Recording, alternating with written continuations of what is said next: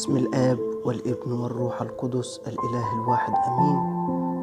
قراءة من إنجيل القديس لوقا الإصحاح 6 من الآية 27 إلى الآية 32.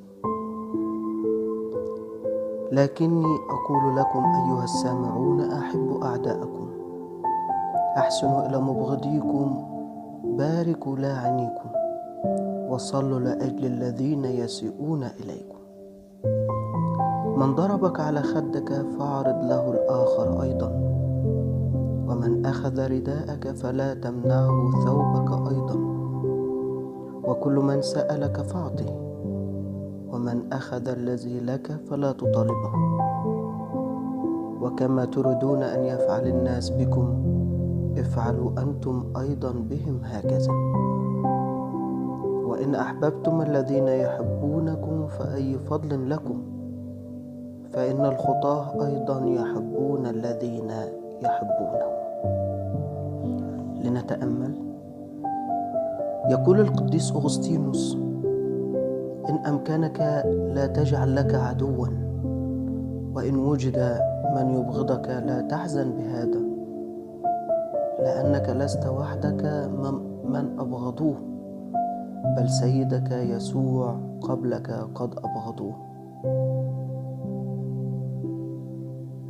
حب الأعداء أمر صعب. أن ندافع عن نفسنا ضد الظلم، نريد أن ننتقم من الذي أساء إلينا، نريد أن نضع حدا للشر برد قاس،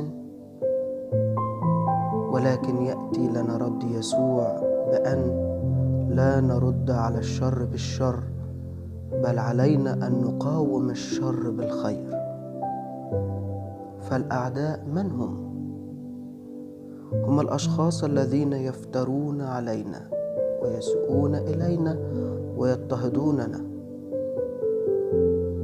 بدون وجه حق، وهذا ما يجعل القلب لا يستطيع أن يحب هؤلاء الأشخاص. ولكن لنرى ماذا يقول يسوع المسيح لتلاميذه: أحبوا أعداءكم، باركوا لاعنيكم، صلوا لأجل الذين يسيئون إليكم. وبذلك فإن الذي يحب عدوه لا يجعل نفسه فقط في خدمة العدو بالخير، بل يصلي إلى الله طالبا منه أن يفعل ما لا يقدر أن يحققه بنفسه لعدوه. وبذلك لن يبقى في قلبنا موضع ألا وتجتاحه المحبة من أجل أعدائنا: العمل المنظور، الرغبات، الكلمات، القلب الذي هو مركز الصلاة. إذن لقد انقلب مقياس الانتقام فصار مقياس الغفران. فالقديس لوقا قد وسع مدلول العدو إلى كل من يسيء إلينا ومن يهاجمنا شخصيا أو يحاول أن يستولي على أملاكنا. فالعدو إذن هو كل من يمس ما يخصنا، أكان صيتنا أم جسمنا أم ثوبنا أم مالنا. فهل نستطيع أن نستمع بهدوء إلى متطلبات يسوع لنا ونعيش منطق الغفران من خلال الصلاة؟